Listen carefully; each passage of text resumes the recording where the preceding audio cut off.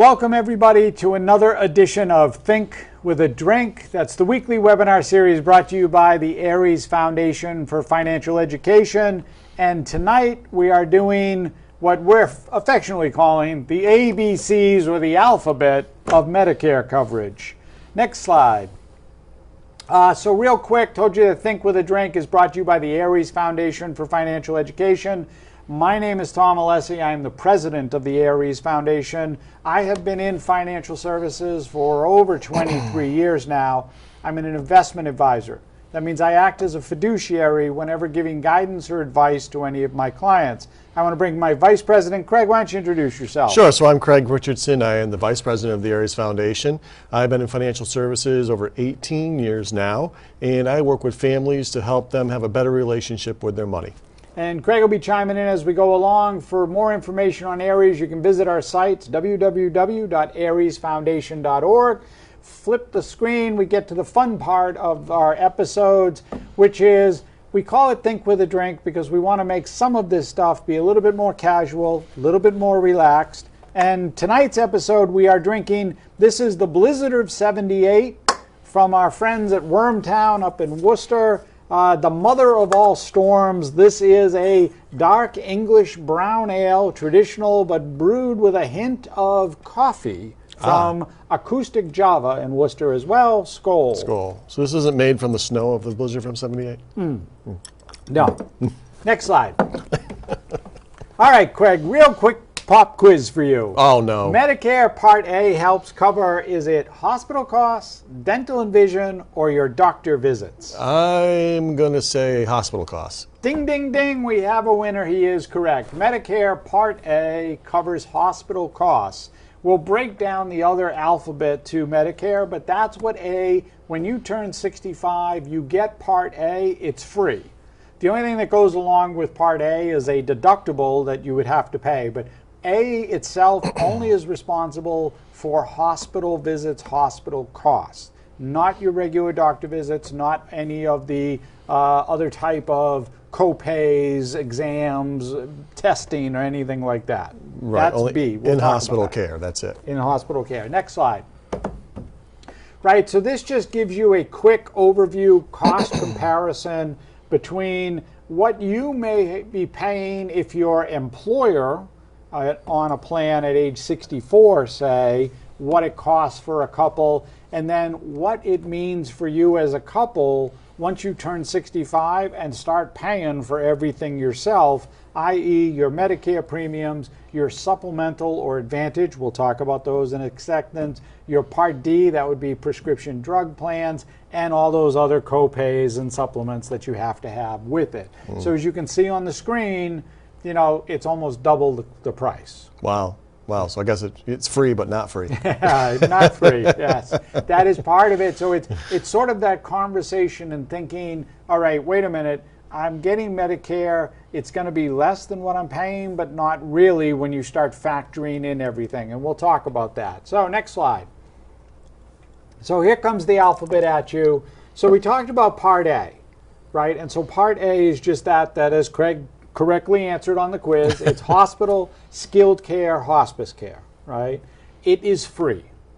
Part B is your doctors and tests, like we said. Those are those other things that go along with that. Part B this year, it's $172 a month. Per person. Per person, right? So you turn 65. If you no longer have coverage, we're not going to talk about whether you claim it, you don't claim it. But if you're 65, you don't have health care coverage, you go on to Medicare, you get A and B. We'll talk about these other parts of the alphabet in a second. B costs you $172 a month. Then you have to take, if you take a supplemental plan, I've skipped over parts of the alphabet as you notice. Someone ate them. Supplemental plan means, the easiest way to explain that is it's called a Medigap policy, right? So a Medigap policy pretty much covers anything that Medicare itself doesn't cover. Oh. But one of the things it doesn't cover is prescription drugs. And everybody, it doesn't matter, every adult in the U.S. has to have a plan with prescription drugs nowadays. That's all part of the Affordable Care Act. It's changes to the healthcare industry. So if you take a supplemental plan, That means you're getting A, B, then you also have to take letter D, A. which is prescription drugs.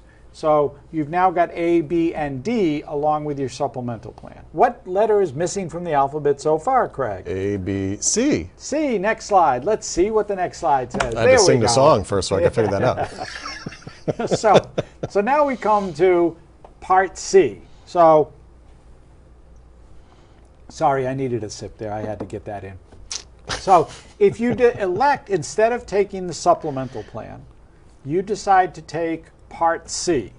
So what a Part C plan is an advantage plan. You may have heard of those. I have. Somebody who's older, who's, once you turn, say, 64 and a half, if you're going to get inundated with mailers and emails and calls and everything else, as far as you've seen all the ads on TV whenever that enrollment comes up, those are Medicare Advantage plans. So happy birthday, here's 50 pounds of mail. Yeah, here's 50 pounds of mail. Try to get through this in a week's time. So you can elect A, B, and C, and an Advantage plan is more like your current employer's HMO plan, right? Okay. So you've got co-pays, you've got prescription drug coverage, you might even have medical or dental on there, and you might have some deductibles that go along with it. That's an Advantage plan. So in looking at it for most people, if you're healthy, don't have a lot of prescriptions, go to the doctor maybe once a year for your routine checkup, or maybe have a test done every now and then, Advantage is probably the way to go. But if you're somebody who knows you're going to be in care, have coverage, have tests done on a regular basis, a supplemental plan is probably a better way to go. So basically, if you're that healthy at 65, you are at an advantage. Yes, you are at an advantage. That's probably why they call it that we don't know that. So that's like Snoop Dogg with the Slim Cans. We can't say that. Not really named after him. Yeah, really not named after him. But here's the thing with it. So one of the only problems here, and one of the there are a lot of catches in Medicare coverage. But one of the things is, if you elect Advantage right out of the gate, as Craig had said, and now we go 7, 8 years down the road, and you say, well, now I'm starting to get effects of time. Yes. You know what, now I want to go over to a supplemental plan. They can possibly ask you to go through underwriting. Ooh. And that means medical questionnaire to see what's wrong with you, what you have, what you don't have in terms of that. So it's just one of those things to be aware of. If you're fine and you're healthy and you realize I'm planning for this down the road, then maybe you do the whole I'm switching to supplemental now. So don't wait until I crash the car? Yeah, don't wait until stuff starts falling off or having problems from that to do it. Right. Next slide. All right, so this just looks at, and you just understand this is national average across the board, what Medicare costs might look like. And I think that one's low because I don't think we updated it for the 172, which was the increase for 2022. So apologize on that. Well, you had 7,000 on the first slide. Yeah, so that, but, He was half right. Right. So, and I think that's what part of the issue is there with that. But just get it so that understanding here that if this case, it's looking at it that you're taking a Medigap policy and not an Advantage plan. So just what those costs add up to. Right, but this is for a single person. See, that was for a couple, that one. We're going to talk about what a Medigap plan is? We just did. It was a supplement. Oh, the supplement. Yes, Right. Okay. You'd think that he was following along sometimes with what I'm trying to say, but that's okay. I'm just buried in this blizzard over here. That's what. But it also includes out-of-pocket costs, right? So out-of-pocket costs and also getting dental, right? So that may not be your case. You may not need that. You may not want that. Might not need teeth. Yeah, who knows? I don't even want teeth. You never know with what you're dealing with. For most people, though, they do have it in terms of dealing with that. So you just want to make sure, look, this is just an average idea of what those costs might be, because we're going to talk about planning for that and how to deal with it. Next slide. Right? So here's what we run into a lot. Somebody who wants to retire early. And when we say early, we mean 60, 62, prior to age 65, where you are not eligible for Medicare, right? Or somebody retiring at 65, but then their Spouse. Well, or the spouse, or waiting until age 67 to turn on Social Security. Oh, right, the gap. Right? So there's gaps involved there. And so one of the things you need to be thinking about is that, okay, if I'm 63 and I'm going to retire, I can get, if I wait till I'm 63 and a half, I can request COBRA, and then COBRA will go for 18 months, which will take me to age 65. As Craig mentioned, however, if my spouse at that time was 62 or younger, she's not going to get to 65.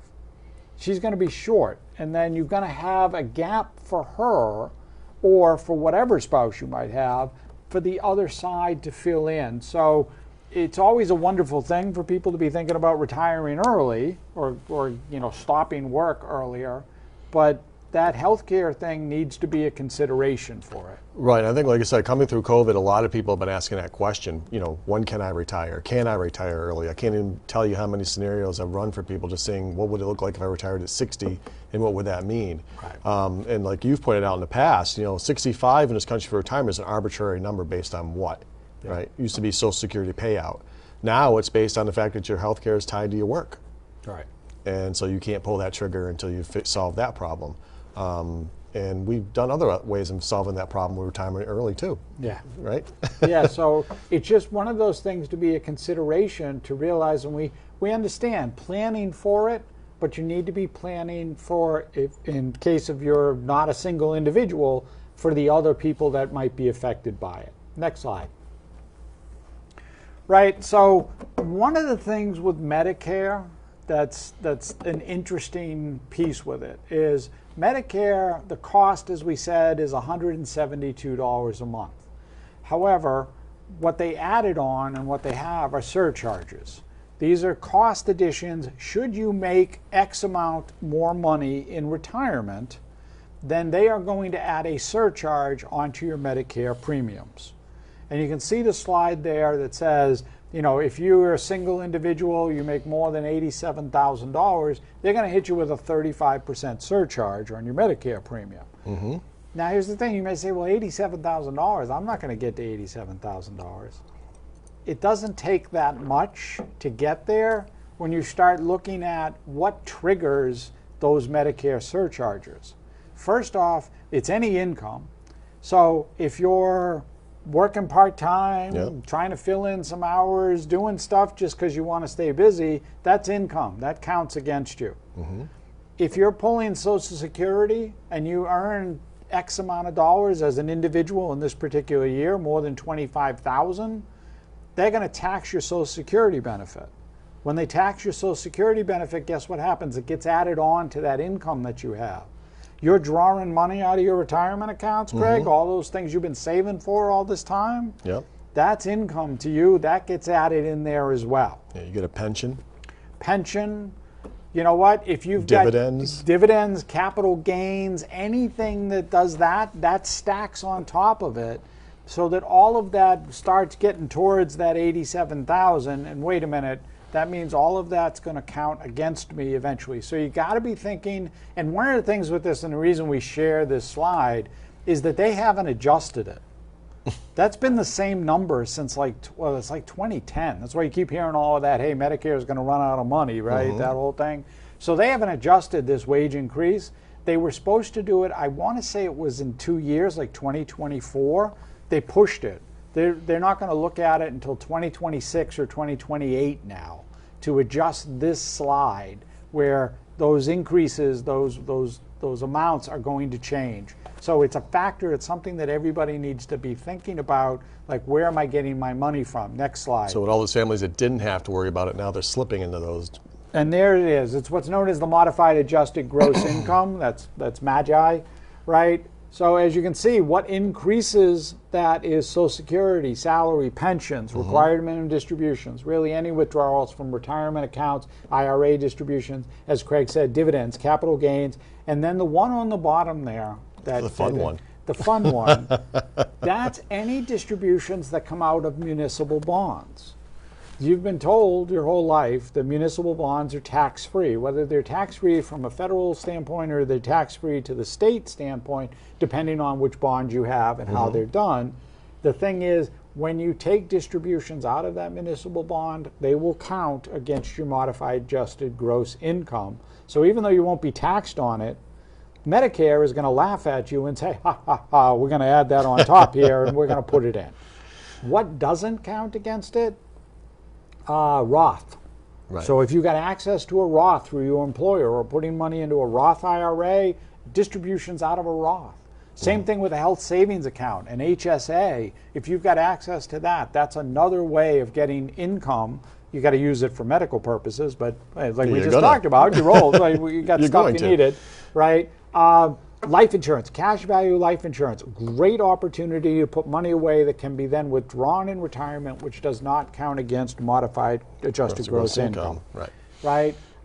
Reverse mortgages, that's something we're going to talk about in another segment coming up fairly soon, hopefully. We're going to talk about reverse mortgages, but another means, another tool for that. Next slide. We're living longer. Congratulations. Yay, us. Yes. Right, so that's giving you the current standard that says the average male now living about 87 years, the average female about 89 years. And when we say average life expectancy, what does that mean, Craig? It means 50% of the people die earlier than 87 and 50% live longer than 87. Live longer than that. And the statistic for a married couple age 65 who are fairly healthy is almost like 60% that one of you is going to be around until age 90. That's a staggering number. So it's something that when you start looking at, I'm planning this out, but all of these expenses that we're talking about, these Medicare, the A, B, C, whatever amount of alphabet that you want to throw at it, is something that you're going to be paying if you retire at 65 or 66, probably for at least 25 years. Oh, absolutely. Yes. A big number. Biggest vacation you're ever going to take. Biggest vacation you are ever going to take, absolutely. Next slide. Hopefully. Right, so the way we always talk about retirement in our analogy is climbing a mountain. Right, so when you're working, that would be going up the mountain or accumulating. Once you retire, you're not stopping at the top because nobody just stays at the top of the mountain.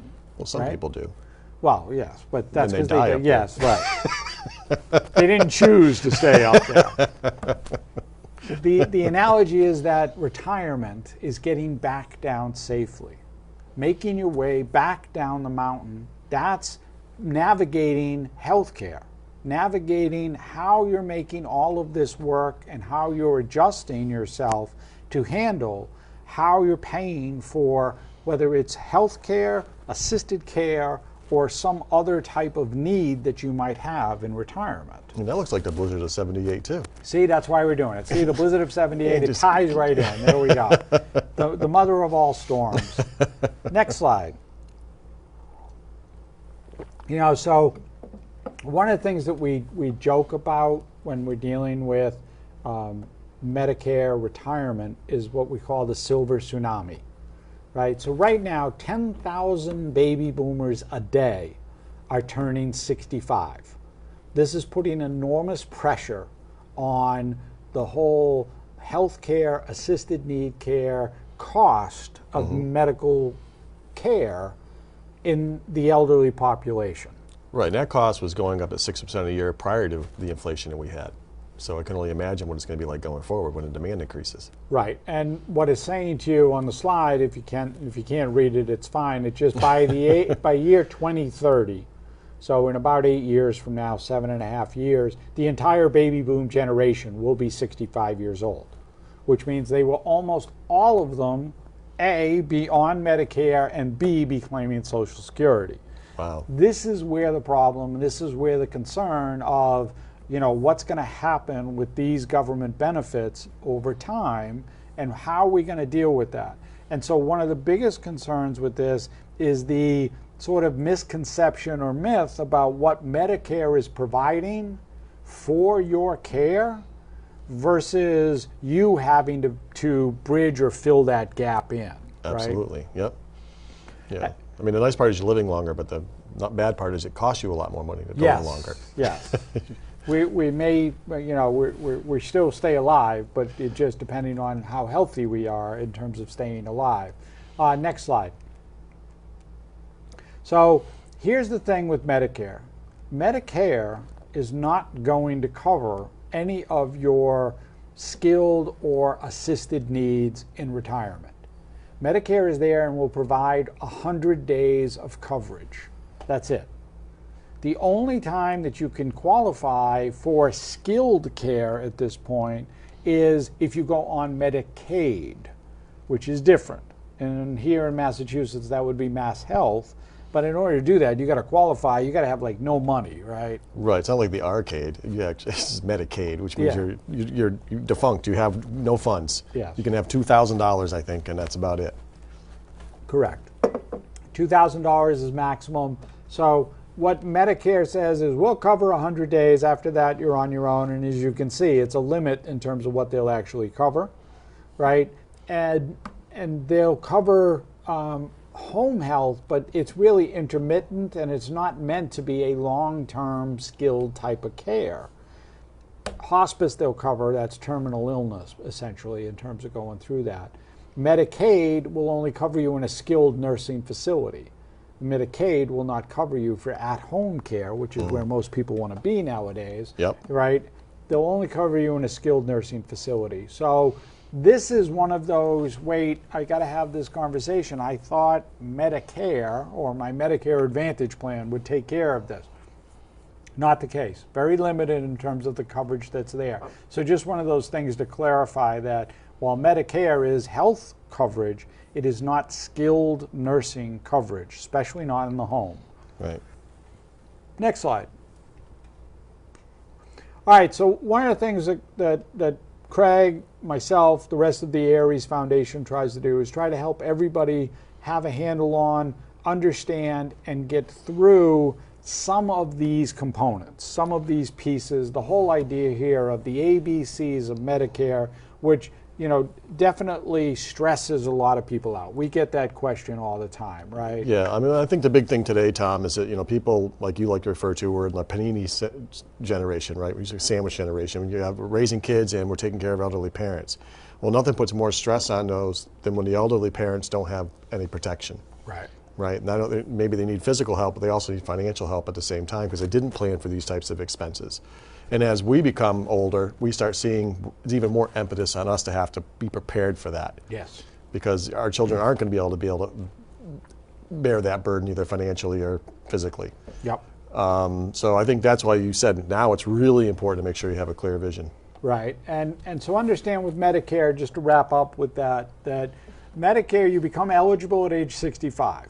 If you have a provider coverage, your employer, you're still working, you're happy you're working, you didn't retire early, you're still working at 65, still covered under your employer health plan, you don't necessarily have to take Medicare at that point. You want to talk to your employer about it though, just to make sure. Some do, some don't. But you can always go ahead and option A because it's free. It doesn't cost you anything and really is only for hospitalization anyway. Once you separate from service, once you either retire, walk out the door, whatever it is, your choice, their choice, doesn't matter, you need to enroll in Part B regardless. That's a penalty. If you do not enroll in Part B in a timely manner, you'll get penalized and it'll cost you more on your premium. Another surcharge, another penalty that they'll throw at you. As far as getting D and or supplement or C, that you need to do along with it because you don't have any coverage at that point. That's a separate thing. You opt that, decide, make that decision on your own.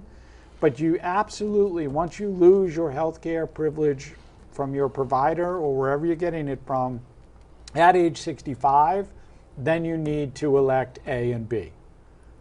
From there, you're just making choices whether or not you want to have a supplement plan or an advantage plan or that type of thing. Some people just go A and B, and the problem there is you've got to get prescription medication someplace. Yeah, and the issue too is prescription medications, depending on what they are, can be exorbitantly expensive. I mean, some people it's a matter of eating or buying medication. Right. It gets so expensive. So once again, you want to be way ahead on the curve on this one. Yeah. Next slide. So one of the things we do for everybody is what we call a roadmap to financial awesomeness. And this is just a visual. It's a tool that says, hey, here's where all your stuff is. And if you're trying to answer the question about, I'm trying to decide how am I going to cover this healthcare thing, or how am I going to deal with the expenses because I haven't thought about it. We like to think of it in terms of buckets, like I'm putting a bucket aside. I'm going to have this asset that's going to be there to cover my health expenses. We mentioned HSA as one of those tools that can be used for that. But you need to have something in place that you can say, I can turn to and draw from. And one of the things that we try to do with this is try to help everybody sort of have an understanding and a guidance and figure out where they're trying to get in the great grand scheme of everything with this roadmap. It's just it's a visual tool, right?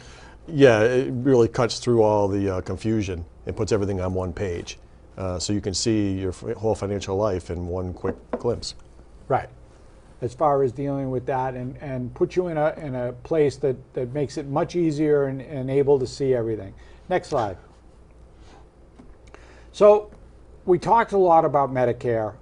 It is a very, very confusing, very, It's like alphabet soup. yeah, It doesn't taste as good, though. It can get a little bit overwhelming sometimes, a little daunting to deal with Medicare. But if you ever have questions, you can always visit the website. It's www.aresfoundation.org.